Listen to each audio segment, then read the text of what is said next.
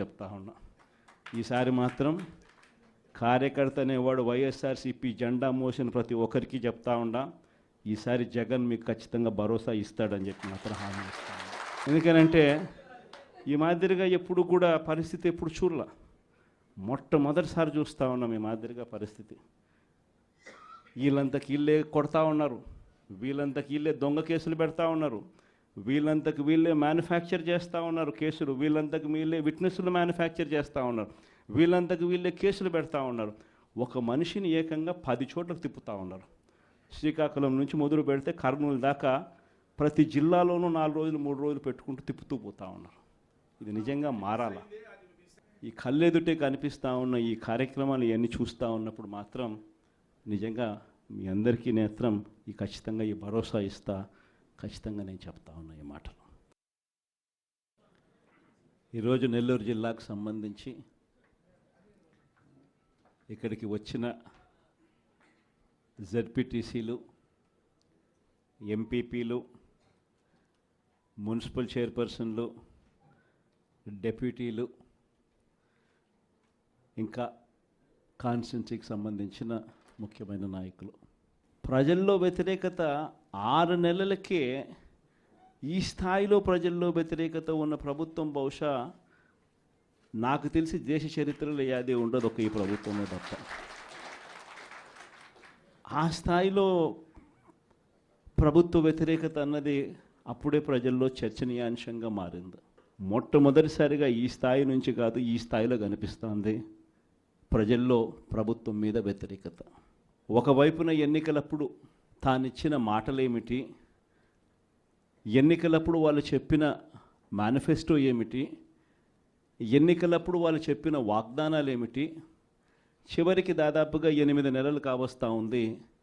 ఈ 8 నెలల్లో వాళ్ళు చేసింది ఏమిటి అన్నది ఒక్కసారి గమనించినట్లయితే ప్రతి ఇంట్లో కూడా ఇదే చర్చ జరుగుతూ ఉంది. గతంలో వచ్చే పథకాలు ఏవి కూడా అమలు కావడంలా. మరోవైపున చూస్తే ఎన్నికలప్పుడేమో ప్రతి ఇంటికి పోయారు, ప్రతి ఇంటికి పోయి మరి ఆ ఇంట్లో ఎవరిని వదిలిపెట్టలే. ఎవరు కనిపించినా సరే ఆ ఇంట్లో ఈ సైజు నుంచి మొదలు పెడితే చాలు, నీకు 15,000, నీకు 15,000, నీకు 15,000 దగ్గర నుంచి స్టార్ట్. ఆ నుంచి ఇంక కొంచెం అడుగులు ముందుకు వేస్తే ఆ ఇంట్లో నుంచి ఆ పిల్లల తల్లి బయటకు వచ్చిందనంటే, ఆ తల్లి బయటకు వచ్చినా, ఆ పిల్లల చిన్నమ్మలు బయటకు వచ్చినా కానీ వెంటనే నీకు 18,000, నీకు 18,000, నీకు 18,000 అని స్టార్ట్. అందరితో ఆగల. ఆ ఇంట్లో ఎవరు కనపడినా సరే, ఆ ఇంట్లో ఆ తల్లుల పెద్దమ్మలు, ఆ తల్లుల అత్తలు, వాళ్ళు బయటకు వస్తే చాలు, నీకు 48,000, నీకు 48,000, నీకు 48,000. అంతటితో కూడా ఆగల. ఆ ఇంట్లో నుంచి ఒక 20 ఏళ్ళ పిల్లోడు అలా నడుచుకుంటూ బయటకు వస్తూ కనిపిస్తే చాలు, నీకు కూడా 36,000, 36,000, 36,000 అన్న మొదలుపెట్టారు. అంతటితో కూడా రాగల. ఇంట్లో నుంచి ఎవరైనా రైతుగా కనిపించాడంటే, ఒక కండువా వేసుకుని ఒక పెద్ద మనిషి ఎవరైనా కనిపించారంటే, నీకు 20,000, నీకు 20,000, నీకు 20,000 అని స్టార్ట్. ఇలా ఇంట్లో ఎవరు కనపడినా, ఏ సైజులో కనపడినా, ఈ సైజు నుంచి ఈ సైజు దాకా ఎవరు కనపడినా కూడా ఇంట్లో 15,000 నుంచి మొదలు పెడితే 48,000 దాకా ప్రతి ఒక్కరికి నీకు నీకు నీకు నీకు అని చెప్పుకుంటూ వచ్చారు. కానీ ఆ రోజు మనం అబద్ధాలు చెప్పాల. బహుశా వెనక్కి వెళ్ళి మళ్ళీ ఇది జరుగుతుంది అని తెలిసి బహుశా మళ్ళీ ఆ రోజుకి మళ్ళీ వెళ్ళి ఈ రోజైనా ఆ రోజు మాదిరిగా భావించి మళ్ళీ చెప్తారా అని అంటే బహుశా మనం అది కూడా ఎప్పుడు చెప్పమేము. ఎందుకనంటే రాజకీయాలలో ఉన్నప్పుడు క్యారెక్టరు, క్రెడిబిలిటీ ఈ రెండిటికి చాలా విలువ ఉంది. క్యారెక్టరు, క్రెడిబిలిటీ అనేది ఎలాంటివి అని అంటే, ఒక మనిషి ఒక లీడర్గా మనం ఒక మాట చెప్పినప్పుడు అదొక కార్యకర్తకు కావచ్చు, లేకపోతే ఒక మనిషికి కావచ్చు, లేదా ఒక ఇంటికి కావచ్చు, ఒక వ్యక్తికి కావచ్చు, మనం ఒక మాట చెప్పినప్పుడు ఆ మాట నమ్ముతారు. నమ్ముతారు, ఆ తర్వాత చూస్తారు. ఆ తర్వాత అది జరగనప్పుడు ఆ తర్వాత ఆ మనిషికి విలువ పోతుంది. క్యారెక్టర్, క్రెడిబిలిటీ అనేది అంత స్ట్రాంగ్ పదాలు. అందుకే మనం అబద్ధాలు చెప్పలేకపోయాం. అందుకే మనం ఆ రోజు మేనిఫెస్టో గురించి మనం ఇదే మాదిరిగా రిలీజ్ చేసేటప్పుడు ఒక పెద్ద ప్రజెంటేషన్ ఈ మాదిరిగానే ఇచ్చా. ఇది మన పథకాలు, ఇవి మనం చేస్తూ ఉన్న పథకాలు. దేశంలో కాదు, రాష్ట్రంలో ఎప్పుడూ చూడని విధంగా మొట్టమొదటిసారిగా ఒక మేనిఫెస్టో అన్నది ఒకటి చెప్పి, మనం రాకమునుపు చరిత్రలో ఎప్పుడు జరగల. మనం రాకమునుపు ఏ రాజకీయ నాయకుడైనా కూడా మేనిఫెస్టో అంటే ఎన్నికలప్పుడు ఇంతలా పుస్తకం చెప్పేవాళ్ళు, ఎన్నికలు అయిపోయిన తర్వాత దాన్ని చెత్తపుట్టలో పడేసేవాళ్ళు. మొట్టమొదటిసారిగా ఎన్నికలలో మేనిఫెస్టో అన్న పదానికి అర్థం చెప్పింది ఎప్పుడైనా జరిగింది అని అంటే అది ఒక్క వైఎస్ఆర్సీపీ ప్రభుత్వంలో మాత్రమే అని గర్వంగా చెప్పగలుగుతాం. అంత గొప్పగా దేశంలో ఎప్పుడు జరగని విధంగా బడ్జెట్ ప్రవేశపెట్టేటప్పుడే సంక్షేమ క్యాలెండర్ కూడా రిలీజ్ చేస్తూ ఏ నెలలో ఏ పథకం మనం అమలు చేస్తామో ముందే చెప్పి ఆ పథకాన్ని తూచా తప్పకుండా ఆ నెలలో నేరుగా బటన్ నొక్కి నా అక్క చెల్లెమ్మల ముఖాలలో సంతోషాన్ని చూడాలని చెప్పి తాపత్రయపడిన ప్రభుత్వం దేశ చరిత్రలో ఏదైనా ఉంది అని అంటే అది ఒక్క వైఎస్ఆర్సీపీ ప్రభుత్వం మాత్రమే అని చెప్పగలుగుతాం. నిజంగా అదే విషయాలన్నీ కూడా చెప్పి చూపించాం. ఇది రాష్ట్ర బడ్జెటు, ఈ మాదిరిగా మనం చేసుకుంటూ పోతా ఉంటే మనకి ఇంత ఖర్చు అవుతూ ఉంది. చంద్రబాబు నాయుడు గారు చెప్తా ఉన్నట్టు ఇవన్నీ చెప్తా ఉన్నాడు, సూపర్ 6 అని, సూపర్ 7 అని. ఆయన చెప్పిన పథకాలన్నీ అమలు చేయాలి అని అంటే 1,72,000 కోట్లు కావాలి. ఇది అయ్యే పనులు కాదు, ఆయన చెప్తా ఉండే అబద్ధాలు, మోసాలు అని చెప్పి ఇదే మాటలు నేను చెప్పా. ఇదే మాటలే నేను చెప్పా. ఎన్నికలప్పుడు బహుశా ప్రతి సభలో కూడా ఇదే చెప్పా. చంద్రబాబు నాయుడు నమ్మడము అని అంటే చంద్రముఖిని నిద్ర లేపడమే అని చెప్పా. చంద్రబాబు నాయుడు నమ్మడము అని అంటే పులి నోట్లో తలకాయ పెట్టడమే అని కూడా చెప్పిన. ఆ రోజు నేను అన్న మాటలు, ఆ రోజు సభల్లో నేను అన్న మాటలు ఈరోజు ప్లే చేసి చూస్తే, ఈరోజు ఆ వీడియో క్లిప్పింగ్లన్నీ మళ్ళీ వింటే జగన్ ఎంత కరెక్ట్గా చెప్పినాడబ్బా అని చెప్పి ఈరోజు ఎవరైనా అనుకునే పరిస్థితి. ఈరోజు ప్రతి ఇంట్లో పరిస్థితి ఏమిటి అని అంటే, ఇంతకుముందు మనం పథకాలన్నీ ఇచ్చేటివన్నీ ఇస్తూ ఉంటుంది. ప్రతి నెల ఏదో ఒక పథకం ద్వారా ఏదో ఒక మేలు జరిగించే కార్యక్రమం జరుగుతూ ఉన్నది. జగన్ ఉన్నప్పుడు కనీసం పలావన్నా పెడతా అన్నాడు. జగన్ పోయాడు, చంద్రబాబు నాయుడు వచ్చాడు, బిర్యానీ పెడతానన్నాడు. చివరికి బిర్యానీ పోయింది, పలావ్ పోయింది, 2 పోయినా ఈ పొద్దు అని చెప్పి ఈరోజు ప్రతి ఇంట్లో కూడా ఈరోజు చర్చనీయాంశంగా మారింది. ఈరోజు చంద్రబాబు నాయుడు చెప్పిన ప్రతి పథకం కూడా, ఇంతకుముందు మనకు ఇప్పటికి చంద్రబాబు నాయుడుకి తేడా ఏమిటి? ఇంతకుముందు ఒక 7 నెలల కిందటకు పోయి చూస్తే జగన్ ప్రభుత్వం ఉన్నది, మన ప్రభుత్వం ఉన్నది.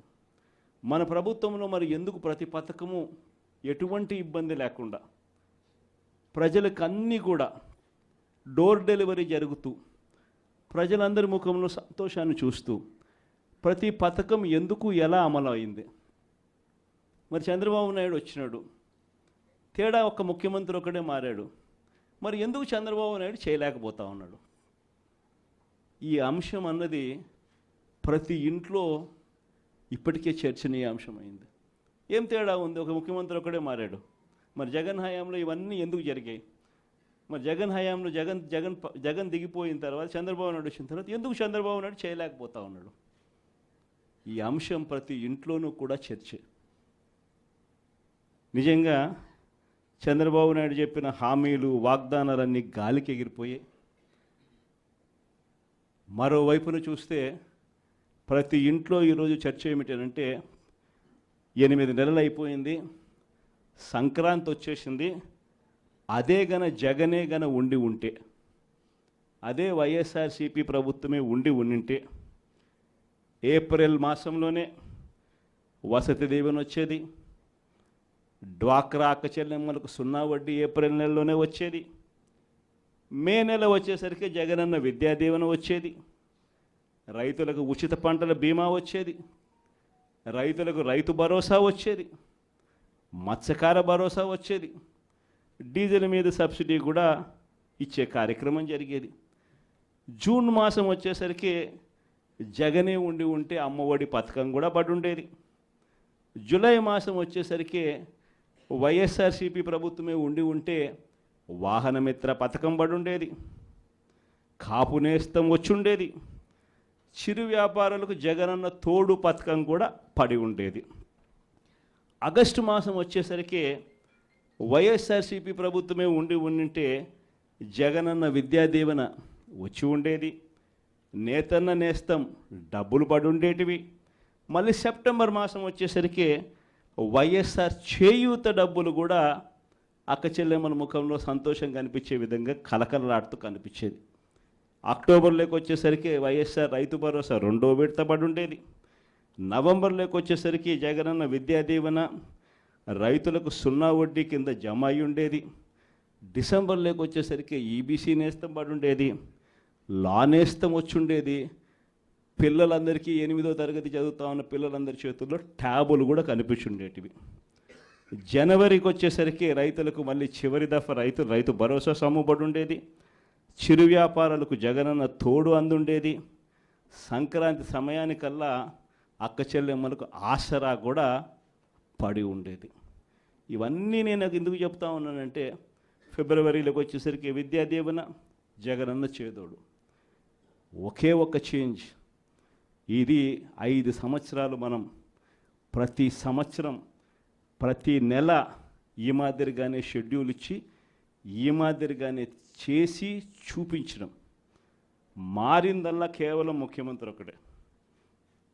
ఈరోజు మరి ఎందుకు జరగడంలా ఈ చర్చ ప్రతి ఇంట్లో కూడా ఇప్పటికే స్టార్ట్ అయింది.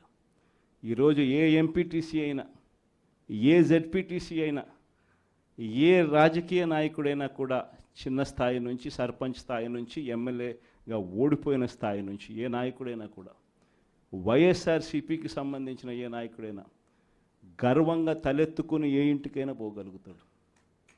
గర్వంగా తలెత్తుకుని ఏ ఇంటికైనా పోగలుగుతాడు.